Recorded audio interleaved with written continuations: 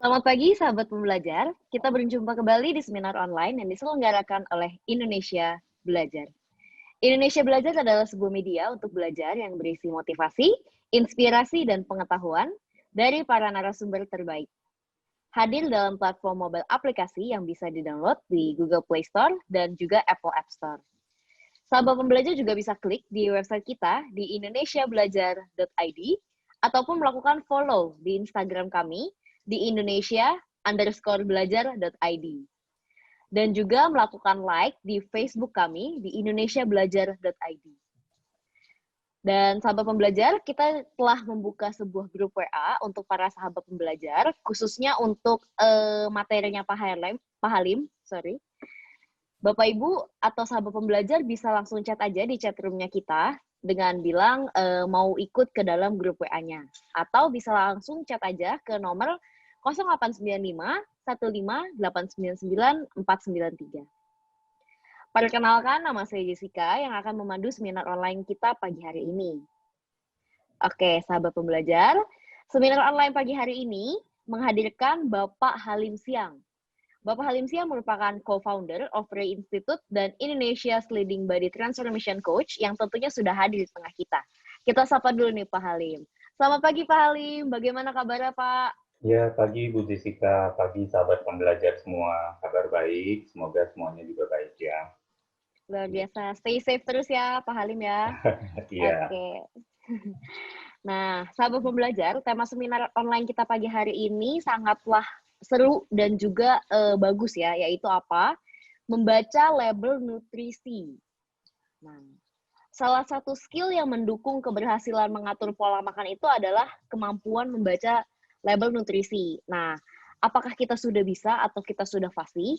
Nah, sudahkah juga apa yang kita anggap sehat itu tuh sebetulnya benar-benar sehat? Nah, hari ini kita akan bahas itu ya, Pak Halim ya. iya, betul sekali. Karena memang sebenarnya ini pengalaman pribadi ya, Pak Halim ya. Saya juga nggak bisa tuh baca label nutrisi. Iya, Nah, jadi hari ini kita akan bahas. Jadi bagi sahabat pembelajar jangan keluar dulu sampai selesai. Kita akan bahas sama Pak Halim. Nah, untuk Anda yang ingin bertanya, Anda bisa langsung tulis di chat pertanyaannya di chat room ini, dan nanti pada saat sesi tanya jawab, saya akan bacakan dan kita akan bahas dengan Pak Halim. Bahkan jika nanti kita ada waktu, saya akan persilahkan juga sahabat pembelajar untuk buka mic, open mic, dan langsung sampaikan ke Pak Halim. Gitu. Nah, Pak Halim sebenarnya ini kayaknya udah nggak sabar lagi nih, para sahabat pembelajar nih. Bagaimana iya. nih Pak penjelasan mengenai membaca label nutrisi? Silakan Pak Halim. Ya, baik. Makasih Bu Jessica, teman-teman semua. Selamat pagi sekali lagi. Selamat pagi. Izinkan saya share screen untuk presentasinya. Nanti presentasinya teman-teman juga bisa dapatkan, akan saya kirim di akhir seminar di grup chat ya. Nah, teman-teman mungkin sering lihat nih bahwa sebenarnya apa sih label nutrisi itu, sering banget kelihatan tapi nggak tahu gimana bacanya. Atau mungkin sebagian ada yang udah tahu, jadi ini sebagai semacam refresh ya.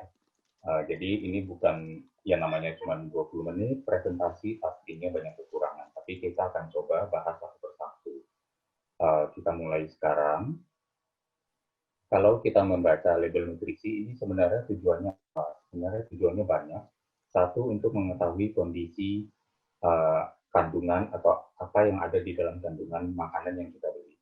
Tapi umumnya, nah ini dia nih, makanan tersebut yang label nutrisi adalah makanan-makanan olahan yang dalam kemasan yang dijual biasanya di supermarket, di toko-toko ya. Jadi bukan sesuatu yang sifatnya mungkin alami. Bisa dibayangkan kalau misalnya makanan alami. Nah, dada ayam misalnya, yang sering kita makan, ikan. Gimana kita tahu? Nah, nanti ada triknya. Kita coba bahas dulu satu persatu tentang detail masing-masingnya. Yang pertama, nah ini nih, kita langsung. Kalau teman-teman lihat nih, di bagian atas, ini sebenarnya saya simpan dulu nama produknya apa. Ini juga bukan produk lokal sih, jadi nggak perlu di ini. Saya lebih kepada mengambil salah satu contoh. kita sering melihat, yang kita lihatnya itu baca dari atas. Dari atas kiri itu ada serving size dan ada serving per container. Apa artinya? Nah, ini dia. Kita refresh aja ya, teman-teman. Karena mungkin sebagian juga sudah mengetahuinya. Serving size adalah jumlah per sekali konsumsi atau isi per gelas nih. Dalam hal ini contoh produk di samping ya. Di beberapa suplemen serving size bisa aja mungkin scoop ya, atau mungkin sendok scoop plastik yang sudah disediakan di dalamnya. Kalau serving per container itu artinya adalah jumlah saji atau jumlah konsumsi sampai kemasannya habis. Nah, jumlah gelasan atau dalam hal ini jumlah gelas yang ada dalam satu kemasan di produk samping ini, di tabel di samping. Nah, ini artinya apa? Nah, kalau kita mau lihat nih, informasi nutrisi yang ada di bawah ini mengacu pada kandungan nutrisi yang ada dalam serving size dalam satu penyajian, bukan per satu kotak atau per satu kemasan semuanya, karena satu kemasan bisa aja ada 2, 3, atau berapa serving. Jadi ini untuk per serving size. Kecuali satu kemasan itu ditulis sama dengan satu serving, ada juga. Jadi kita perlu sedikit lebih jeli langsung dari step pertama. Ya, dalam contoh di samping misalnya, untuk mengetahui total kandungan dalam satu kemasan, berhubung satu kemasan adalah 2 kali saji per konsumsi, maka seluruh informasi nutrisi di bawah harus dikalikan 2. Jadi kalau teman-teman mau tahu nih jumlah per satu bungkusnya, karena satu bungkus ada 2 gelas gitu. Nah, atau tersedia 2 cup, berarti per bungkusnya, berarti dua-duanya harus, konten yang ada di tabel ini harus dikali 2 gitu. Nah, ini yang justru kadang banyak menjebak juga, karena ceritanya nih, saya pernah ada pengalaman satu makanan namanya kuaci. Nah, kuaci ini ternyata dalam satu bungkus ada 10 kali kemasan, 10 kali serving dibilangnya, 10 kali makan. Nah, teman saya menghabiskan setengahnya, gitu. Artinya apa? Udah berapa kali makan itu? Udah 5 kali makan gitu. Yeah. Tapi nggak tahu, dipikir oh ini kecil nih kandungannya, terus pas dilihat sekali makan itu, ini kan konten di kuaci itu per sekali makannya kan ya sama dengan yang saya kotak merah ini kan. Nah dipikir oh kalorinya sedikit, saya makan aja. Dipikir kalori itu per satu bungkus, tapi ternyata di dalam satu bungkus ada 10 kali kemasan, 10 kali makan, sehingga akhirnya dia makan udah 5 kalinya itu. Hanya karena dipikir satu kuacinya itu adalah, kuaci kan makanan kecil gitu. Apalagi pas dibuka ribet, jadi makannya juga mungkin udah lama. Dan karena makanannya kecil dianggap ringan, tapi ternyata kalorinya menumpuk banyak sekali. Ya, jadi kita perlu hati-hati di sana. Jadi ini adalah satu skill yang kita perlu kembangkan atau miliki pada saat yang sama. Perlu kejelian dari mulai pertama membaca. Nah, yang kedua, sekarang apa nih? Kita turun ke bawah sedikit, calories, ya, itu total kalori dalam satu kali serving. Kemudian kalori from fat itu adalah jumlah kalori yang dikontribusikan oleh lemak. Nah, itu artinya apa lagi? Kalau kita mau sedikit bermatematika, implikasinya ada di kotak merah. Dalam contoh di samping, jumlah kalorinya per sekali saji atau per sekali konsumsi itu 250 kalori. Dari 250 itu 110 kalorinya berasal dari lemak. Itu dikontribusikan oleh lemak. Kalau kita mau sedikit ambil matematika nih ceritanya sambil melihat di supermarket, kita juga bawa smartphone kita, di smartphone kita ada kalkulator, bisa kita hitung-hitung sedikit. Gitu ya. Jadi 110 dibagi 250 kalori itu sama dengan 44%. Jadi 44% kalori berasal dari lemak. Ini kira-kira minuman atau makanan apa ya? Gitu. Tapi kita lanjut dulu. Nah, kalau ini adalah daily value, percent daily value, sederhana ya. Yang artinya, nah ini ada lingkaran biru, jadi referensinya pada nutrisi makro adalah kontribusi kandungan per saji berdasarkan total kebutuhan per hari. Jadi apa yang ada di samping itu, misalnya total fat, kolesterol, karbohidrat, sodium, ternyata ada acuannya nih, acuan kecukupan gizinya. Nah, kalau ini biasanya dihitung berdasarkan manusia dewasa 2000 kalori kebutuhan per hari. Jadi, kalau misalnya kita makan produk ini, lemaknya sudah mengkontribusikan kepada 18% kebutuhan per hari. Nah, kira-kira seperti itu maksudnya. Kemudian, bentar, skripnya seperti kurang responsif. Nah, sorry, kita ini dulu ya. Jadi pada vitamin dan mineral yang lingkar hijau di bawah ya, atau nutrisi mikro juga ada kontribusi kandungan persagi berdasarkan AKG-nya. Kalau di luar negeri mungkin ditulisnya recommended daily intake (RDI) ya, atau percent daily value ya. Nah, kalau teman-teman melihat nih, mau cross check benar nggak sih cetaknya? Kadang juga jangan salah ya, banyak dari kotak label nutrisi ini salah cetak karena mungkin kurang teliti dari tim pengembangan produknya dalam waktu di proses printing. Itu bisa saja terjadi. Kita bisa contoh misalnya random check. 18% itu kebutuhan dari berapa? Nah, teman-teman bisa melihat di bawah tuh. Nah, di bawah itu ada dibilang, kalau kebutuhan kalori 2000 kalori per hari, itu kebutuhan total lemaknya adalah 65 gram per hari. Nah, benar nggak 12 gram itu adalah 18% dari 65 gram. Tinggal dibagikan, gitu ya. Jadi, 12 dibagi 65, dapatnya berapa persen. Nah, kalau kita dapat ternyata persentasenya benar, ada kemungkinan hasil yang ada di kotak ini juga benar adanya. Nah, ini saya sengaja kasih blinking ya. Nah, ini kan ada masuk nih seperti paragraf, teman-teman lihat.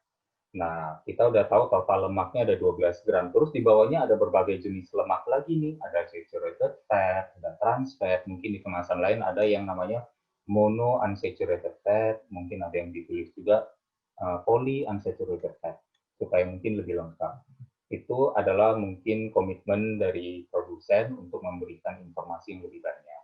Dan biasanya memang ini didapat, angka-angka ini didapat tentu dari hasil cek laboratorium yang diwajibkan oleh pemerintah. Ya, kalau misalnya di sini ada semacam paragraf, itu artinya adalah subkandungan yang merupakan bagian dari total. Jadi angka di bawah harus lebih rendah, plus harus dipikirkan juga jumlahnya tidak boleh melebihi total. Jadi kalau teman-teman melihat lagi nih, teman-teman Indonesia Belajar ya, pembelajar atau Bu Jessica ya, melihat bahwa oh ini kalau saya tambah kok melebihi total ya, berarti kemungkinan ada salah cetak lagi gitu ya. Jadi perlu hati-hati di sini gitu. Semuanya perlu ketelitian, terutama dalam hal membaca nutrition facts ini. Nah, terus ini nih. Lalu saya tahu dari mana makanan ini sehat atau tidak gitu. Nah, ini sorry, saya kayaknya kebanyakan logo, saya harus buang dulu biar bisa kebaca ya. Nah,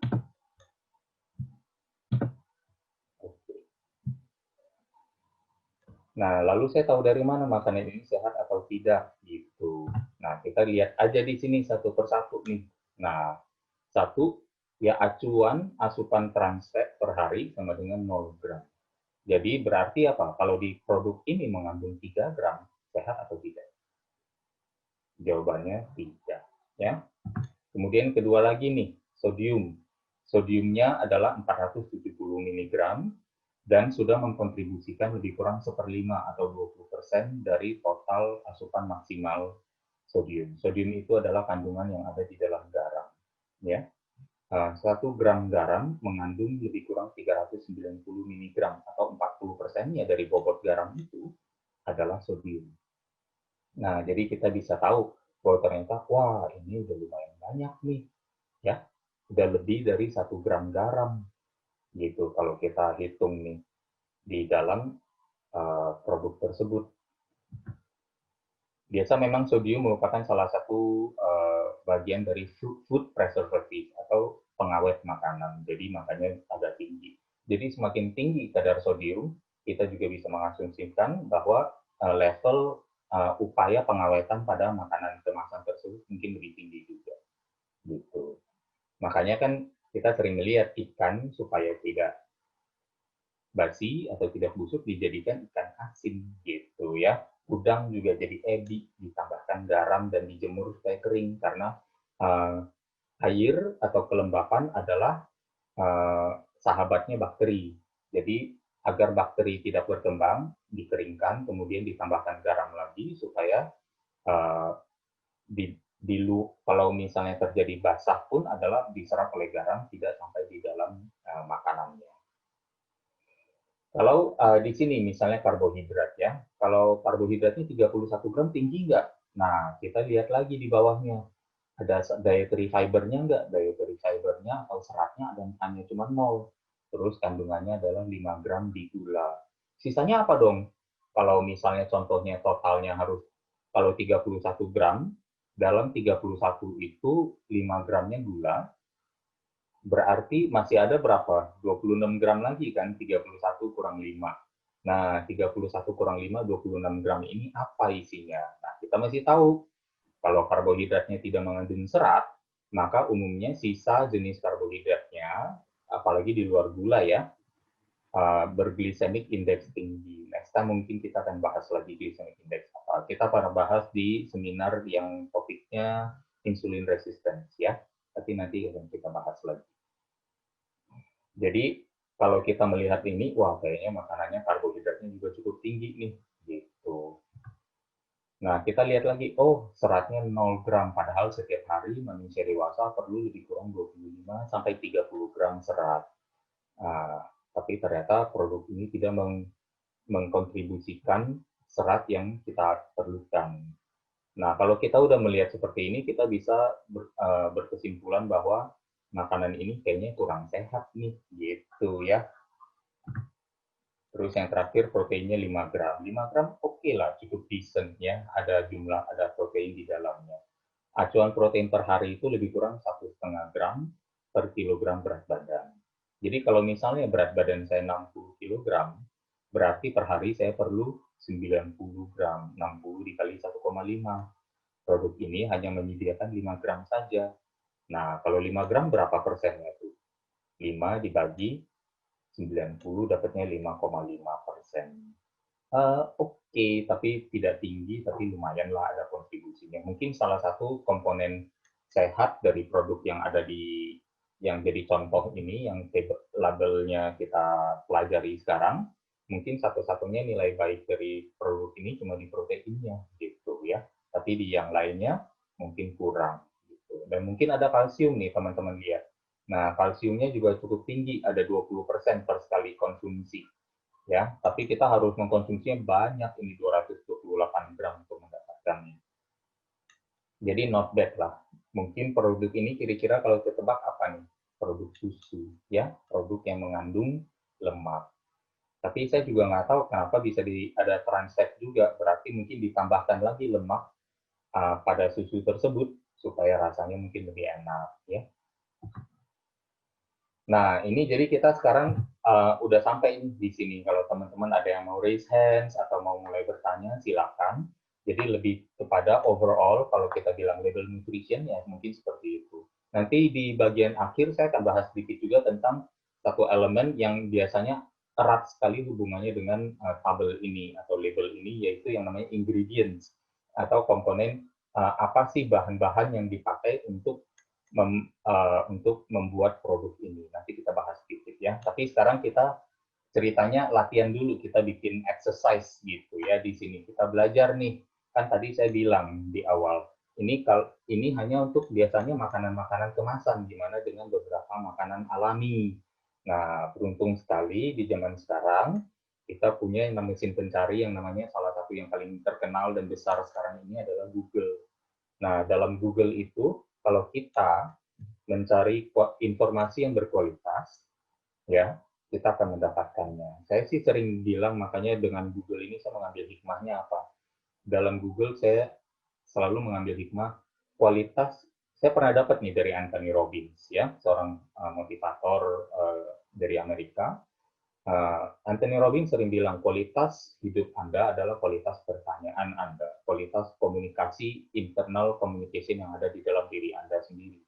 Nah, kalau kita bertanya pertanyaan yang rendah kualitasnya, maka kita akan mendapatkan jawaban yang rendah kualitasnya juga. Dan Google menggambarkan itu. Gitu. Coba kalau misalnya kita cari, Bu Tejo ada di mana ya? Nah, kalau kita tanya begitu, pasti nanti Google-nya bisa kasih tahu, oh ini dia YouTube-nya Bu Tejo, gitu ya. Tapi apakah berkualitas? Saya nggak tahu, itu tergantung standar masing-masing. Tapi kalau saya bilang, gimana caranya saya bisa tahu kandungan gizi dari ayam dada mentah di Google? Gimana tuh caranya?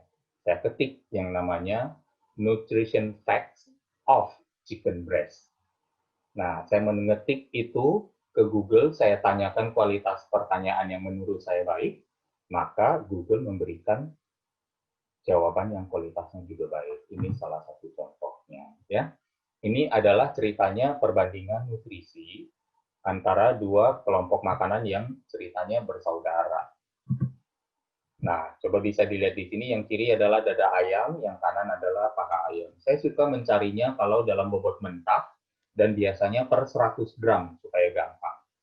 Ya, karena kalau 100 gram lebih equal. Kadang orang bilang, oh, kan chicken ayamnya berbeda-beda, ntar yang dipotong 80 hari sama yang dipotong 60 hari, yang spring chicken beda-beda lagi dan segala macamnya.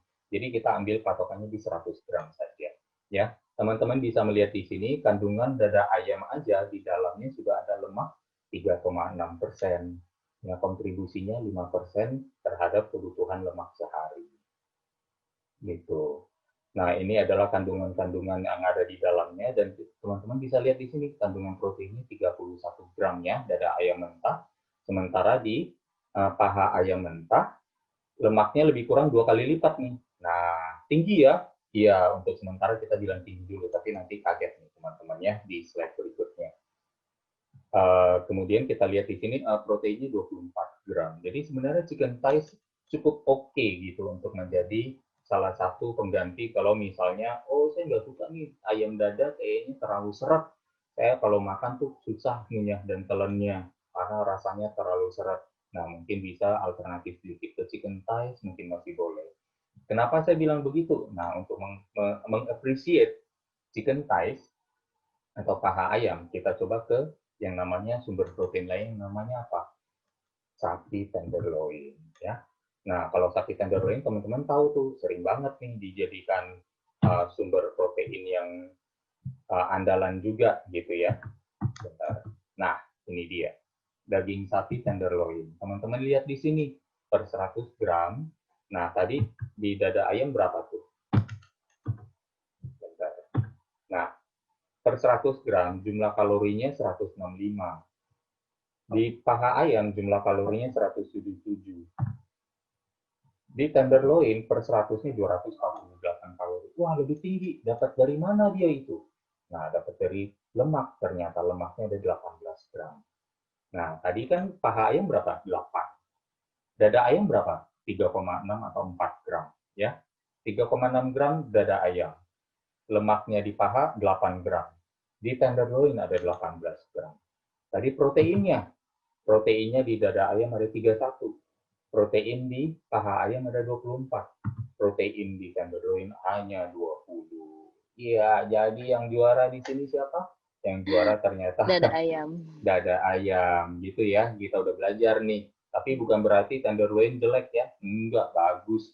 Kalau buat teman-teman yang memang uh, perlu tenaga ekstra untuk latihan, nah daging sapi tenderloin itu bagus. Sekali-sekali kalau sudah diet berkepanjangan, perlu asupan lemak yang bagus, nah daging sapi tenderloin juga menjadi andalan. Ya, daging sapi tenderloin juga mengandung yang namanya kreatin. Ya, salah satu kandungan yang ternyata sering diekstrak oleh perusahaan suplemen untuk menjadikan apa? Penambah performa yang alami. Nah, bayangin tuh berarti ada plus minus di sini, tapi seperti yang selalu saya sampaikan, yang saya sharingkan, dalam hal sayuran maupun dalam hal protein, itu dua yang kita perlu makan duluan, yang kita dahulukan, yang kita kedepankan. Kemudian prinsip makannya seperti apa? Variasi, kombinasi, rotasi. Ya, jadi jangan itu aja. Oh, karena yang juara katanya Pak Halim adalah kata Coach Halim adalah dada ayam, jadi saya makan dada ayam terus, saya nggak mau makan yang lain. Nggak begitu juga ya. Tetap kita baiknya paling bagus adalah variasi, kombinasi, rotasi. Baik itu sumber protein kita maupun pilihan sayur-sayur kita.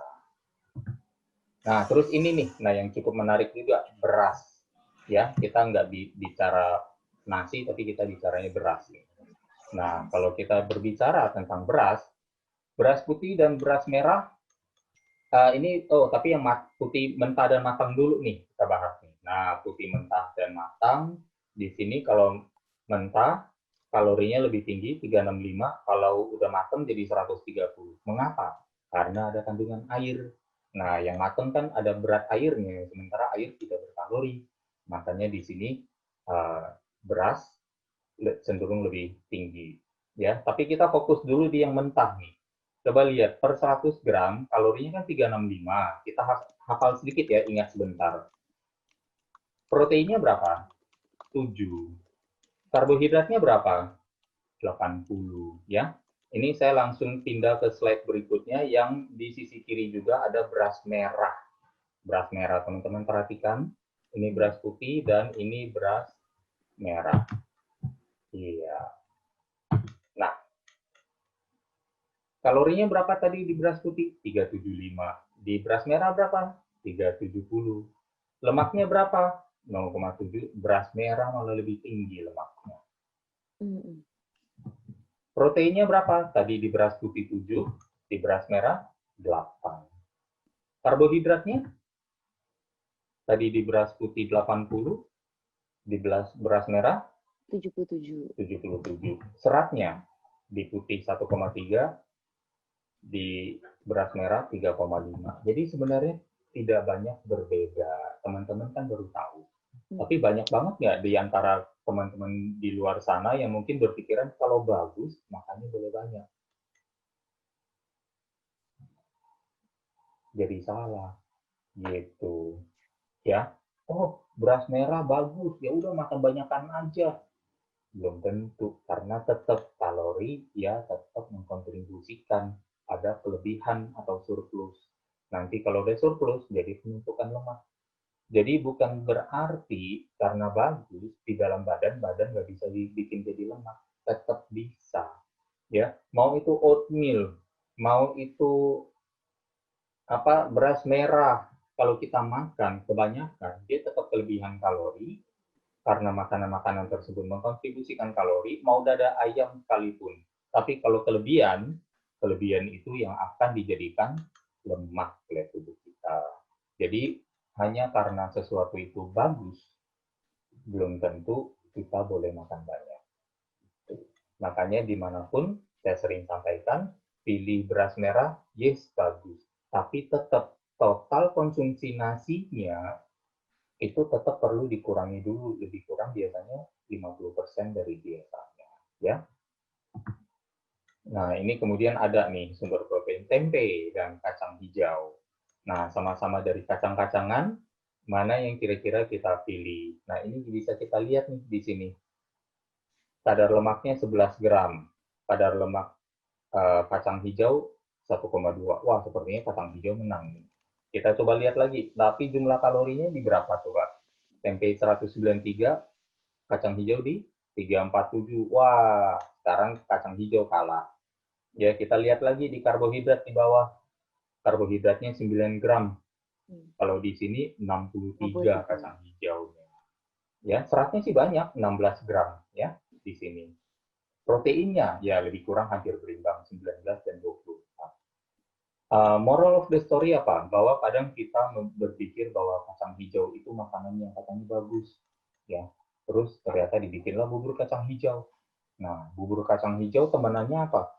Kalau nggak gula pasir, putih, ya gula merah. Kemudian ditambah lagi apa? Santan. Nah, akhirnya jadi dari awalnya aja kandungannya sudah cukup tinggi. terus kita tambahkan gula merah, atau kita tambahkan santan, akhirnya jadi berlipat ganda lebih banyak.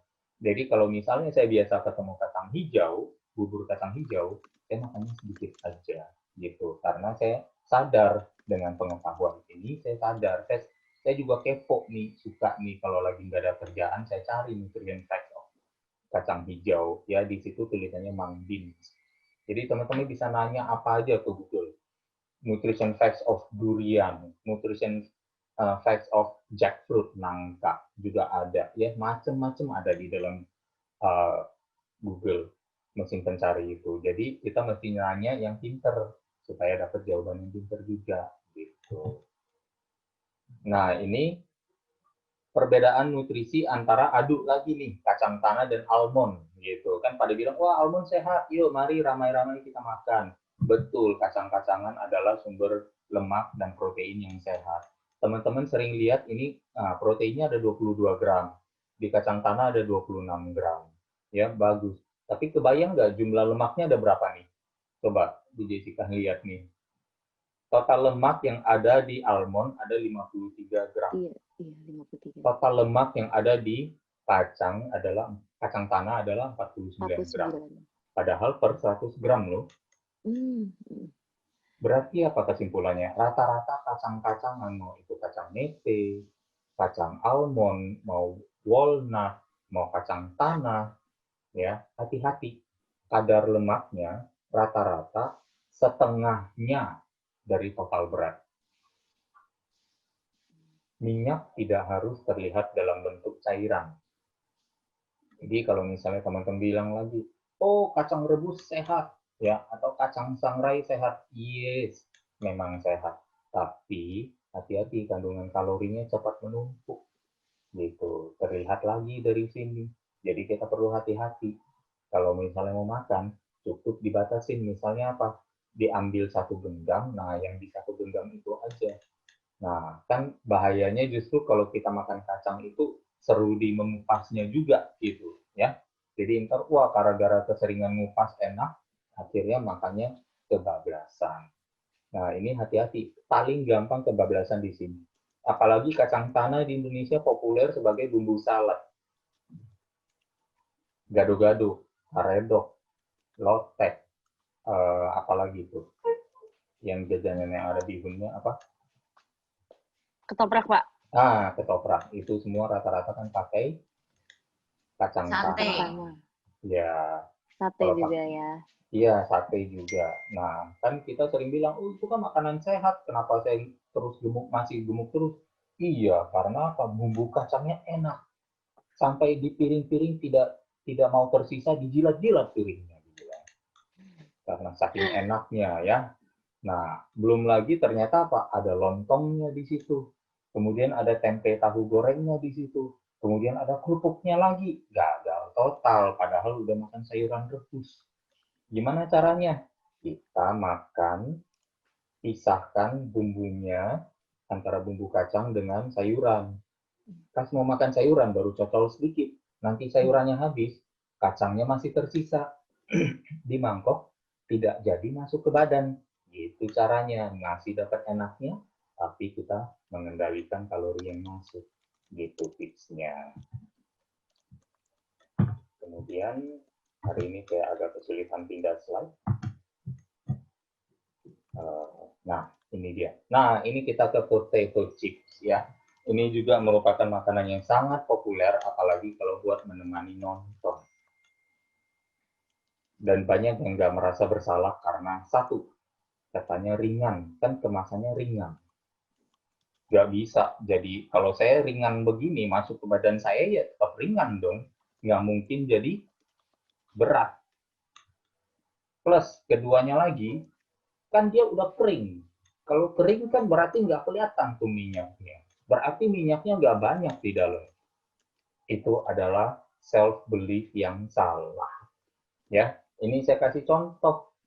Ini potato chips 100 gram, lemaknya kalaupun kering sekalipun ada 35 gram, bapak-bapak, ibu-ibu. Ya, semoga nih Bu Kejo nonton biar bisa dimasukin ke konten YouTube. Kemudian ada karbohidrat 53 gram. Nah, kan karena dari kentang. Kentang sumber karbohidrat ya. Nah, kita bayangkan nih, ini nutrition facts nih. 15 chips lebih kurang ada 28 gram.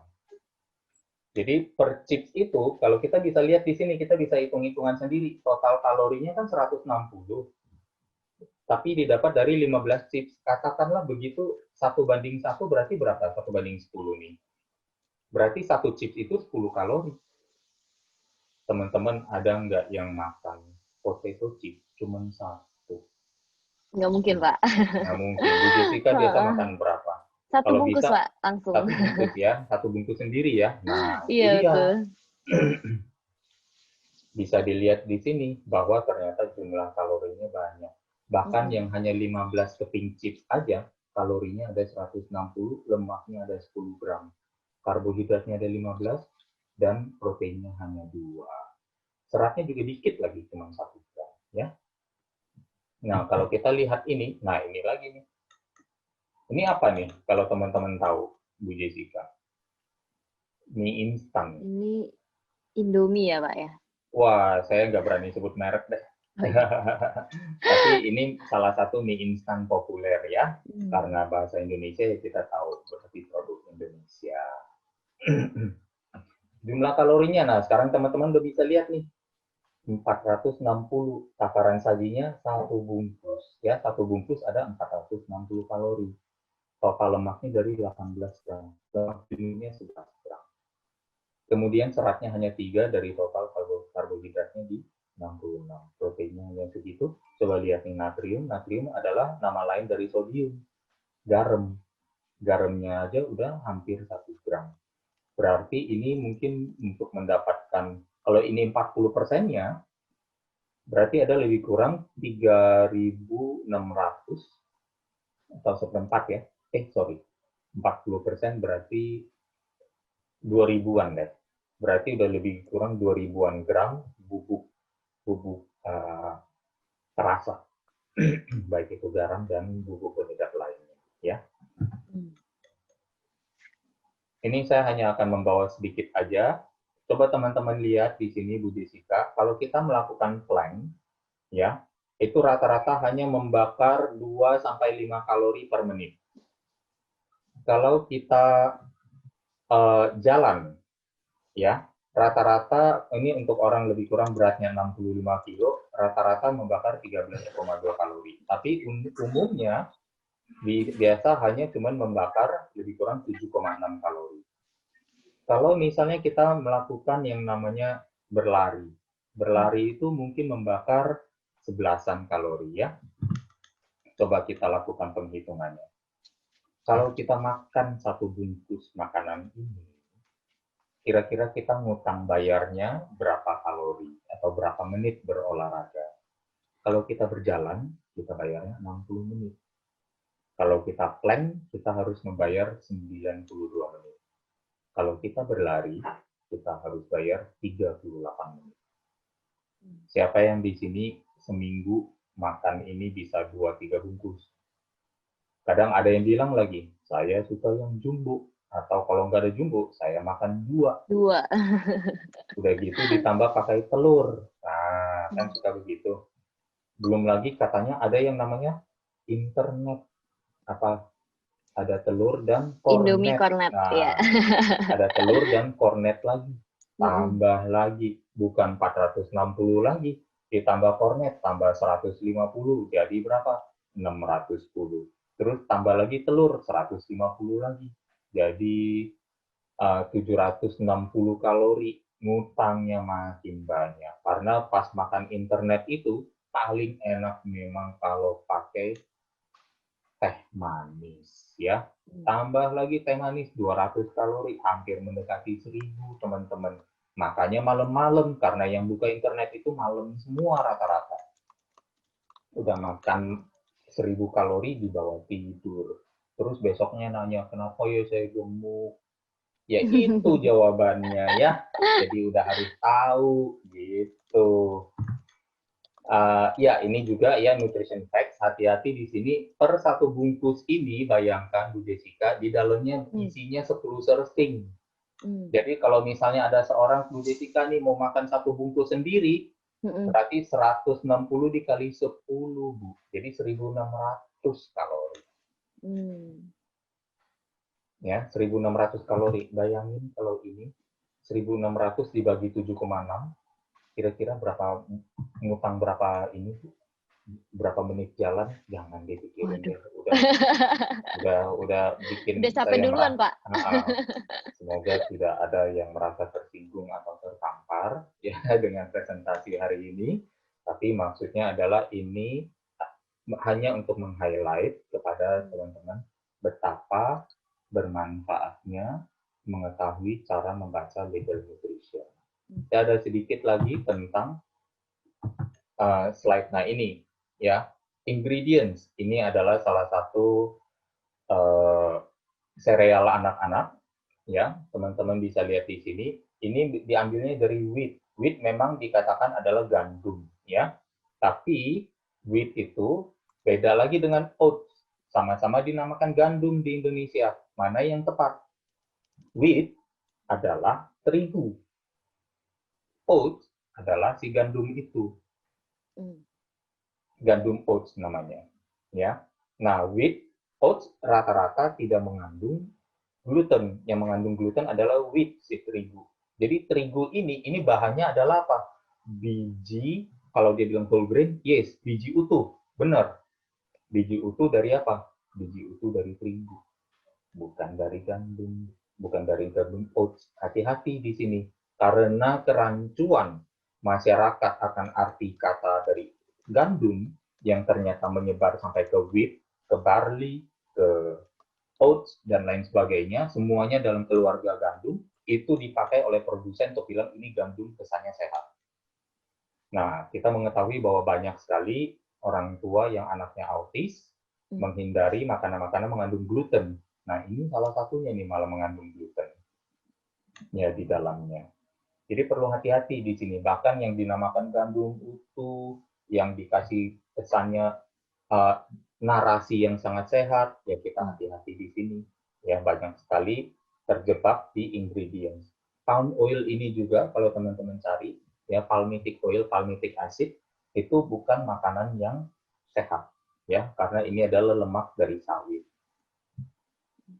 Dengan antioksidan, ini antioksidan juga bukan antioksidan untuk manusia, tapi antioksidan untuk minyak tersebut supaya tidak rancid, tidak langu baunya, gitu, tidak berubah dalam aroma. Jadi bukan antioksidan yang bermanfaat untuk tubuh manusia. Ya hati-hati juga di sini. Jadi banyak sekali sebenarnya kandungan-kandungan yang dinarasikan sehat tapi belum tentu. Nah ini juga ya sebenarnya ada makanan sereal juga bagi anak-anak warna-warni. Saya nggak akan sebut ininya karena siapa tahu jangan-jangan ada di Indonesia lagi. Saya kalau ke supermarket paling nggak pernah ke tempat situ, jadi saya nggak tahu juga gitu. Ada atau tidak nanti kalau saya sebutkan di seminar ini besok saya disomasi lagi, ya, atau dipersekusi. Ya. Di sini bahkan di Amerika dan Kanada kandungan sereal anak-anak yang kita pikir sehat itu ada hydrogenated oil. Hydrogenated oil adalah trans fat. Acuan untuk konsumsi manusia adalah 0 gram yang artinya tidak boleh sama sekali. Tapi ini malah diberikan kepada anak-anak, gitu. Tapi pada bilang ini makanan sehat karena berasal dari apa? Whole grain tuh di situ dia. Tapi dia nggak awalnya apa nih? Sugar, ada gula pasir di dalamnya. Bahkan karena biasa peraturan penempatan ingredients yang paling banyak itu pasti paling awal. Berarti di sini Bu Jessica kita juga bisa berkesimpulan makanan sereal yang di Kanada ini kandungan utamanya adalah gula. Sebelum si tepung jagung ini gitu. Ya jadi agak rancu di sini. Kita mesti teliti sampai ke ingredients untuk tahu bahwa makanan kita sehat atau tidak. Bahkan sebenarnya ada produsen yang dulu saya pernah lihat di biskuit, ya kan perlu pakai lemak. Dia dulu menggunakan hydrogenated vegetable oil, ya atau dia tulis minyak terhidrogenasi. Lama-kelamaan mungkin karena masyarakat sudah lebih ngerti, produk yang sama 1-2 tahun kemudian waktu saya cek lagi sudah tidak ada. Dia tulisnya hanya apa? Minyak nabati. Supaya kedengaran lebih sehat. Tapi kandungannya bisa aja tidak berubah. Tetap ada terhidrogenasi. Minyak nabati yang terhidrogenasi. Tapi kata terhidrogenasi itu tidak dicantumkan lagi, membuatnya kesannya menjadi lebih sehat atau less dangerous atau lebih tidak berbahaya. Itu adalah makanan-makanan yang bahkan apa kita berikan kepada anak-anak kita. Ya, jadi harus hati-hati di sini. Makanya jangan terlalu sering nyetok makanan yang seperti itu di rumah. Gitu. Makanya ini kalau kita buat satu tarik benang merahnya, pengetahuan membaca label nutrisi ini berhubungan erat dengan makanan yang kita stok di kulkas dan di lemari dapur. Nah, ini yang perlu menjadi perhatian teman-teman. Dengan pengetahuan ini, semoga membantu teman-teman dalam memperbaiki isi lemari dapur dan memperbaiki isi kulkasnya. Ya. Jadi ini penutup aja, mengetahui cara membaca label nutrisi memiliki banyak manfaat.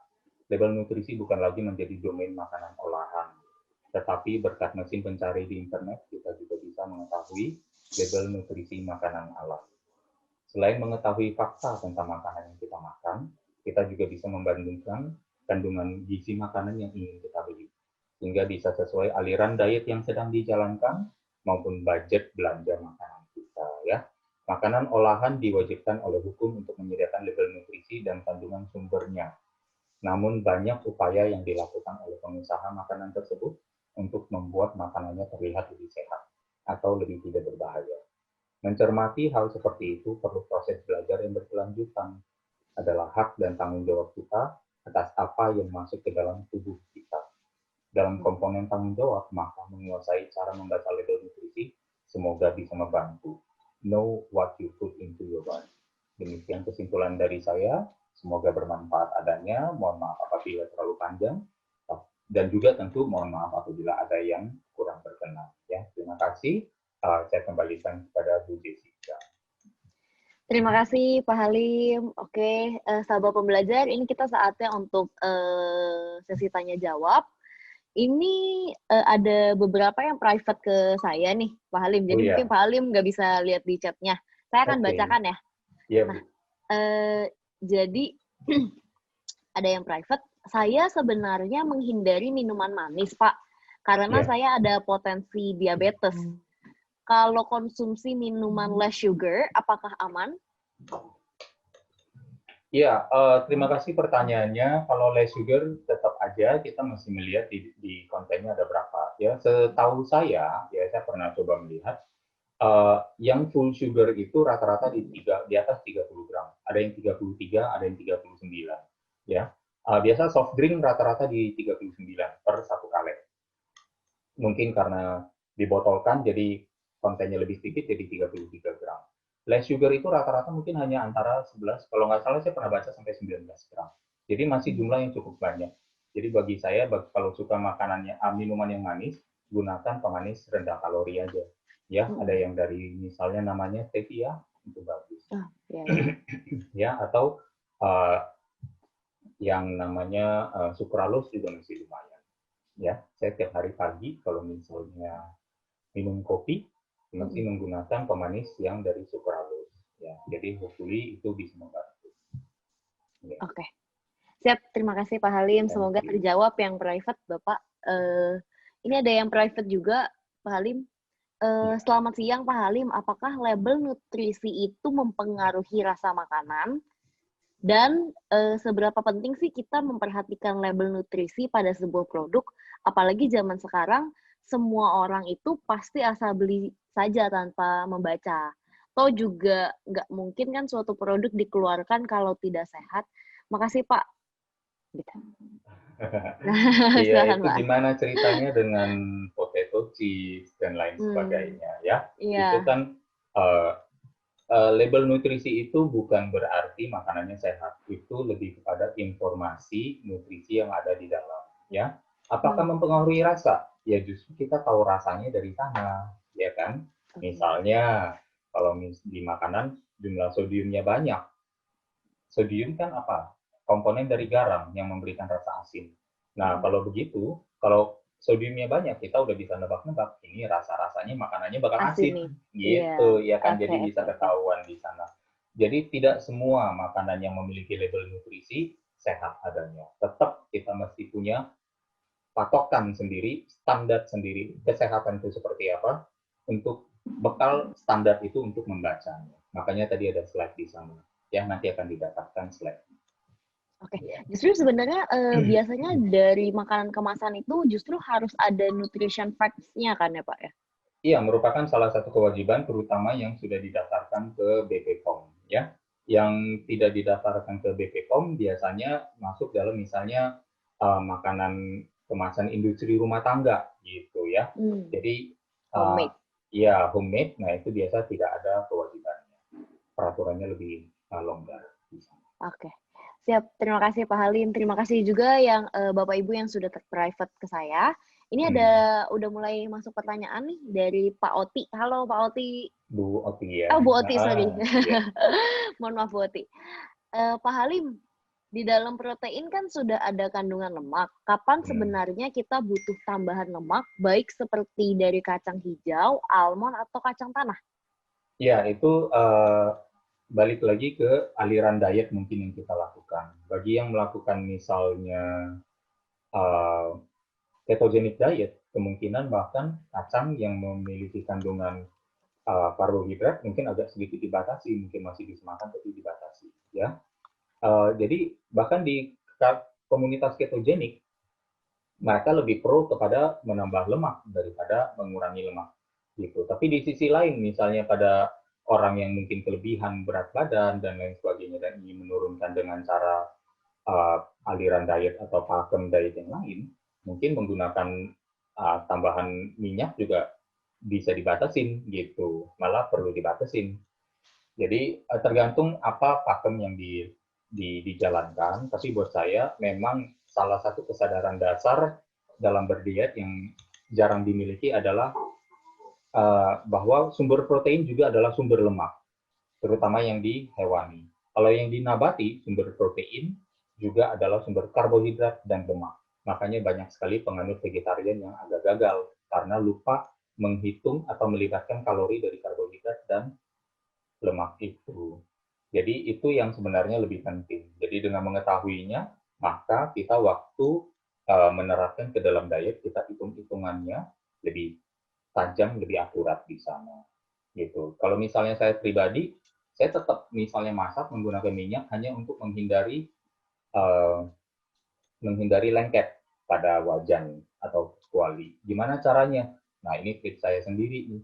Saya isi minyak ke dalam, ini sebenarnya mungkin nggak bagus ya, ke dalam semprotan. Semprotan yang seperti kita buat semprot lihat di salon, buat semprot rambut, buat basah-basahin rambut. Nah, ini saya isi minyak supaya waktu saya semprot, sekali semprot, kuali saya sudah tercover minyak. Jadi saya hanya menggunakan sedikit minyak untuk bisa membasahkan wajan saya. Terus saya menemukan lagi apa? Kalau masak, itu lengket gara-gara apinya kegedean. Jadi berarti apinya perlu dikecilkan. Jadi dengan memasak rendah lemak bisa terjadi apabila satu, kita mensiasati bagaimana supaya menggunakan minyak sedikit, ya kan? Saya menggunakan semprotan, mungkin Bu Oti bisa menggunakan menuang minyak dulu, baru kemudian dioles dengan tisu, silakan, ya. Kemudian pas masak apinya yang kecil, jangan terlalu besar, gitu, ya. Jadi ada berbagai cara dan itu yang juga cukup penting untuk diketahui. Tepat sekali, makasih Bu Oti sudah mengangkat topik ini. Terima kasih Pak Halim, terima kasih Bu Oti sudah bertanya. Ini ada dari Pak Tonis ya, username Tonis. Tadi angkat tangan, apakah mau buka mic, Pak Tonis? Ya, mungkin Pak mau Tonis, bertanya silakan. Langsung ke Pak Halim, silakan. Ya, Pak Halim, gini, selama ini kan saya selalu pakai makanan yang maksimal itu real food terus ya. Saya jarang pakai yang makanan pengawet-pengawet gitu untuk keluarga. Nah, yang saya bingung selama ini kan paling sayuran hanya saya mix, ganti-ganti warna aja, buah ganti-ganti warna gitu. Nah, saya itu kesulitan di berapa sih yang harus kita konsumsi untuk tiap keluarga, misal istri saya berapa, anak saya berapa, kan harus berbeda-beda. Untuk orang awam seperti saya kan saya belum tahu nutrisi sayurnya saya harus butuh berapa, terus nutrisi karbonnya, nutrisi proteinnya saya harus butuh berapa, untuk lebih detail lagi melakukan pola hidup sehat. Itu aja. Oh ya, baik Pak Tony. Pertanyaannya bagus sekali ya. Saya langsung jawab ya. Jadi kalau misalnya kita berbicara untuk pola makan, setiap orang memang individu kebutuhannya. Tergantung pasti juga tentu ukuran tubuh, ya. Tergantung juga tingkat aktivitas, dan juga tergantung juga goal-nya mau kemana, menurunkan atau menaikkan berat badan, atau menurunkan lemak atau meningkatkan otot, atau bahkan dua-duanya. Jadi biasanya ada di variabelnya di 3 hal ini. Tapi kalau misalnya acuan sederhana, kalau misalnya kita mau, untuk protein, itu telapak tanpa jari, Pak. Telapak tanpa jari, masing-masing. Ya, tentunya telapak Bapak, ya buat Bapak sendiri. Ya, kalau buat istri, jangan pakai punya Bapak, apalagi buat anak, gitu ya. Nah, jadi telapak masing-masing. Tebelnya juga demikian, luasnya demikian. Itu untuk protein. Kalau untuk karbohidrat adalah lebih kurang sekepal per sekali makan. Itu maksimumnya, ya. Jangan dipadat-padatin, ya. Maaf, saya potong dulu. Ini sekali makan atau untuk per hari, Pak? Per sekali makan. Sehari bisa 2-3 kali makan, kan ya. Jadi lebih kurang minimal segitu. Untuk makan sekepal, tapi untuk bila ingin menurunkan berat badan, setengah kepal. Ya. Kalau sayuran, banyak sebebasnya. Ya, asal sayurannya kembali lagi, hati-hati. Ingat, kalau sudah ada bumbu gado-gadonya, sudah ada dressing saladnya, atau waktu tumis sudah menggunakan banyak minyak, nah itu perlu diperhatikan. Makanya cara masak. Penyajian cara masaknya yang agak rendah lemak, karena lemak sudah kita dapatkan dari misalnya waktu makan proteinnya, gitu ya. Gitu. Nah, biasa kalau kita mau lebih tajam lagi, sayuran dan protein kita makan duluan. Setelah udah habis 2/3, sisa 1/3 sayuran protein itu, kita baru tanya, nasinya mau makan apa enggak. Itu bisa membantu, karena kita sudah mengenyangkan dulu. Gitu. Jadi siapa tahu dengan begitu, acuannya jadi masing-masing udah punya ukurannya sendiri nih, gitu ya. Karena sesuai dengan ukuran badannya sendiri. Semoga bisa membantu, Pak. Oke, baik, terima kasih Pak Halim, terima kasih Pak Tony sudah bertanya, semoga terjawab. Ini ada satu pertanyaan terakhir nih Pak, ada dari Ibu Mercia ya, Indonesia Mercia Minarti. Selamat pagi Pak, saya tadi terlambat, tapi mau tanya bagaimana dengan buah alpukat ya? Mungkin maksudnya alpukat kali ya Pak. Yeah. Lalu pisang untuk pengganti karbo. Terima kasih. Ya, kalau untuk alpukat, kandungan lemaknya cukup banyak, itu juga lemak sehat, jadi bisa menjadi salah satu alternatif buat teman-teman yang mungkin menjalankan misalnya ketogenic diet, ya. Ya, juga sehat misalnya pengganti margarin. Nah, bagus juga, gitu ya, menggunakan alpukat. Tapi balik lagi, alpukat kadang teman-temannya yang jahat, dianya yang disalahin, gitu ya. Temennya siapa nih? Si ganteler, katanya. Si sirup, si santan, ya, si gula si sirup gula, ya, dan lain sebagainya. Padahal alpukatnya, kelapa mudanya itu mah baik-baik saja, ya. Tapi hati-hati dengan tambahan lainnya, gitu. Alpukat bagus. Kalau misalnya mau tahu lebih banyak, tipsnya ketik aja di mesin pencari internet. Nutrition facts of avocado, durian, of salmon, of dory fish, apa aja biasanya akan muncul. Ya, ada informasinya untuk kita. Untuk pisang pengganti karbo, ya pisang salah satu sumber karbohidrat juga. Ya, biasanya dikonsumsi paling bagus sebelum olahraga. Jadi pengganti karbo bukan juga ya, karena dua-duanya karbo sih. Gitu. Pengganti karbonasi mungkin maksudnya ya. Jadi dua-duanya adalah sumber karbohidrat. Jadi lebih kurang yang sama aja, impas-impas juga. Jadi bukan pengganti, lebih kepada alternatifnya aja. Kalau misalnya mau makan pisang, berarti nasinya mungkin dikurangi. Kalau mau makan nasi, berarti mungkin pisangnya dikurangi. Mungkin seperti itu. Oke, siap. Terima kasih Pak Halim, Ibu Mercia, semoga terjawab. Oke, Bapak Ibu, sahabat pembelajar dan juga Pak Halim, kita waktunya udah tidak bisa ditambahkan lagi nih. Terima Iya, kasih sayang banget ya. untuk iya. Padahal lagi seru ya Pak ya. Iya, Terima kasih sekali untuk Pak Halim atas pencerahannya pagi hari ini. Dan terima kasih ya, juga bagi sahabat pembelajar yang telah bergabung di seminar online Indonesia Belajar ini. Jangan lupa minggu depan itu kita ada Pak Halim lagi, tentunya dengan materi yang tidak kalah menarik. Saya juga ucapkan terima kasih yang sebanyak-banyaknya untuk Pak Halim karena kita tuh tadi dapetin tips banyak banget ya Pak, dari yang minyak kita semprot, hmm, apa namanya, kompornya nggak boleh terlalu besar, terus cara iya, makan bumbu kacang, sama telapak tangan yang tadi Pak Tonis bacain, tanyakan. iya, Oke, jadi ini memang luar biasa banget nih hari ini Pak. iya. Oke, Senang jadi dengarnya. terima kasih banget Pak Halim dan juga sahabat pembelajar. Kita berjumpa lagi di minggu depan. Salam sukses luar biasa. Terima kasih. Terima kasih.